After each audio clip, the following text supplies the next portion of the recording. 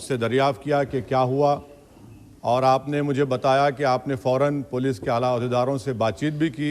मैं आपका बेहद शुक्रिया अदा करता हूं कि आपने अपनी संवैधानिक जिम्मेदारी को एक रुकने पार्लिमान की जान पर जब कातिलाना हमला किया गया टोल गेट पर, आपने उस बात की, मैं आपका शुक्रिया अदा करता हूं।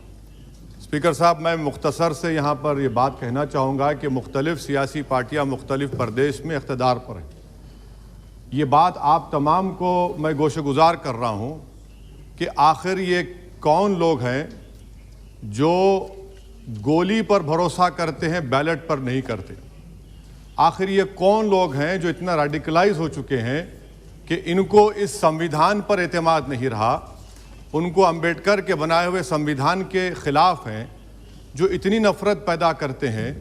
आखिर ये कौन लोग हैं? मैं इसको सियासी गुफ्तगू नहीं करूँगा, ये सब के लिए छोड़ रहा हूँ, क्योंकि जहाँ तक मुझे मालूम कि मैं 2 मरतबा का विधायक हूँ, 4 मरतबा का सांसद हूँ, और अगर इस तरह से अगर राजनीति आगे बढ़ेगी कि टोल गेट पर गाड़ी रुकती है और 4 राउंड गोलियां चलाई जाती हैं, आखिर इन नौजवानों को ये कैसे रेडिकलाइज हुए?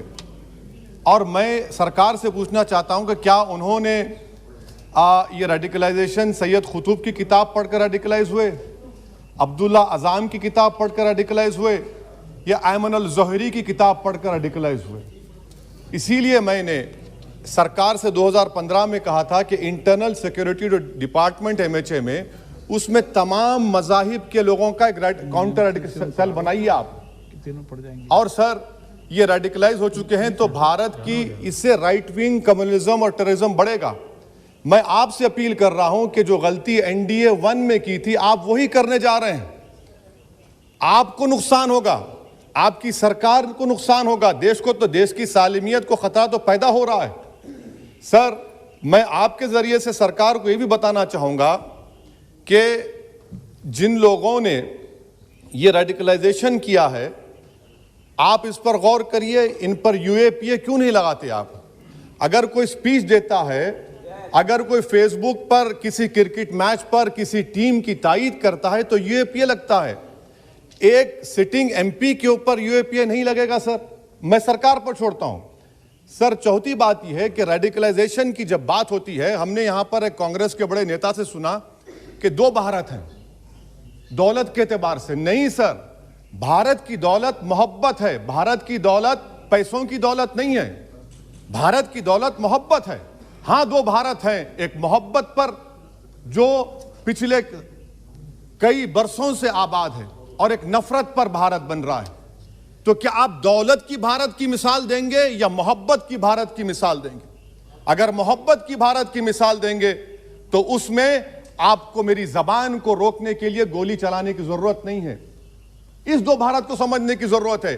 सर, खत्म सर, मुझे खत्म सर सुनिए सर, मैंने करीब से 6 फीट से गोलियां देखी, मुझे बोलने दीजिए सर।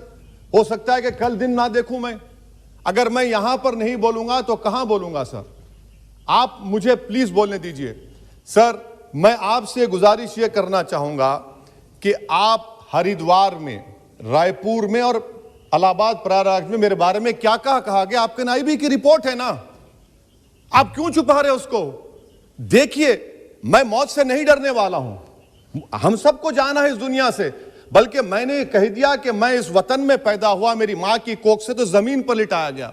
जब मेरी आंख बंद हो जाएगी तो इंशाल्लाह औरंगाबाद की जमीन मुझे दफनाया जाएगा। मगर मैं आपसे अपील करना चाह रहा हूं सरकार से सर, कि जो कुछ बातें की गई हैं उसको देखिए। मैं Z कैटेगरी सिक्योरिटी नहीं चाहिए मुझे, मैं हरगिज नहीं चाहिए मुझे। मैं 94 से पॉलिटिक्स में हूं, मैं आजाद जिंदगी गुजारना चाहता हूं। मैं घुटन के साथ जिंदा नहीं रह सकता इस दुनिया में।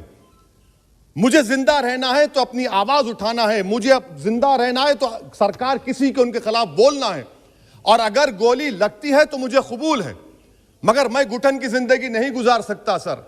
मेरा मानना यह है कि संविधान में अगर देश के गरीबों को, मजलूमों को, अल्पसंख्यक समाज को सिक्योरिटी मिलेगा तो मुझे मिलेगी। सर, आपकी चिंता हमें है ना सर, मैं इसलिए सिक्योरिटी दे रहे हैं सर आपको नहीं सर।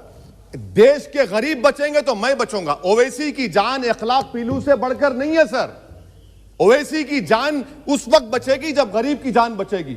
इसीलिए मैं आपके जरिए सरकार से अपील करना चाहूंगा कि सर, इस नफरत को खत्म करिए, इस नफरत को खत्म करिए और इस पर आप गौर करिए।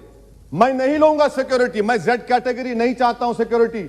मुझे ए कैटेगरी का शहरी बनाइए आप, मुझे ए कैटेगरी का शहरी बनाइए ताकि मेरी और आपकी जिंदगी बराबर हो।